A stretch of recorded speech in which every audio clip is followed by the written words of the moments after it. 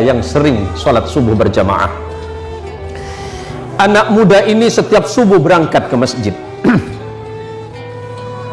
berangkat ke musalla Al-Qamar setiap subuh. Sebelum berangkat subuh dia mandi dulu di rumahnya, memakai pakaian yang baru, memakai harum-haruman. Tiba-tiba di tikungan jalan dia jatuh di tikungan. Apakah dia tidak melanjutkan perjalanan? Dia pulang ke rumahnya, mandi lagi, pakai baju baru lagi, memakai harum-haruman lagi, berangkat lagi ke masjid.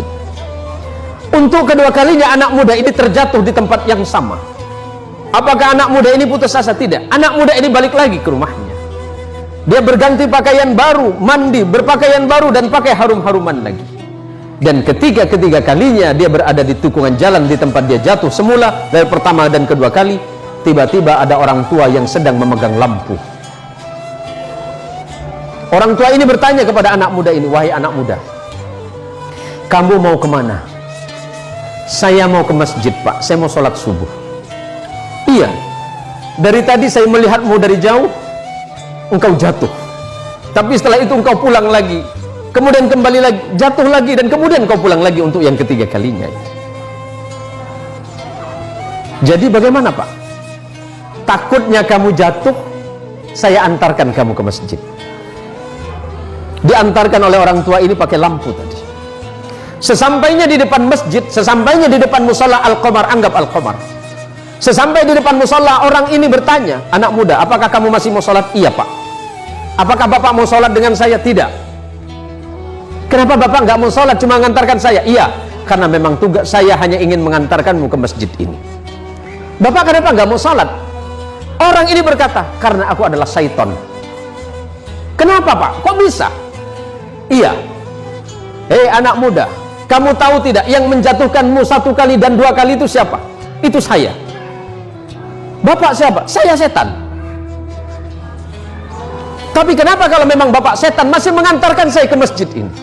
Apa jawaban setan? "Nak muda, ketika engkau tadi berangkat dari rumahmu dan aku jatuhkan di tikungan itu dengan harapan agar engkau tidak datang ke masjid, agar engkau tidak sholat berjamaah.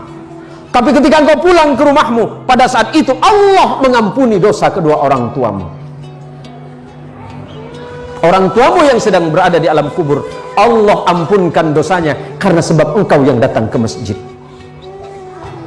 Yang kedua kalinya, ketika aku jatuhkan dengan harapan agar engkau tidak ke masjid, pada saat itu engkau kembali lagi, dan pada saat kembali itulah Allah mengampuni tetanggamu yang sedang tertidur pulas dalam keadaan tidak sholat." "Tapi kenapa Bapak seton?" Anggap Bapak seton. Ada namanya mirip, Pak? "Ya, kenapa Bapak mengantarkan saya ke masjid?" "Kalau seandainya aku menjatuhkanmu ketiga kalinya dan tidak mengantarkanmu ke masjid, maka niscaya orang satu kampungmu itu diampuni dosanya oleh Allah karena sebab perbuatanmu." Masya Allah, anak muda yang datang ke masjid, anak muda yang datang ke musalla, apalagi kemudian datang ke musalla sebelum waktunya sholat, dia memperdengarkan adhannya, orang lain kemudian terbangun. Pada saat itulah Allah merasa sedang jatuh cinta kepadamu, hai anak muda.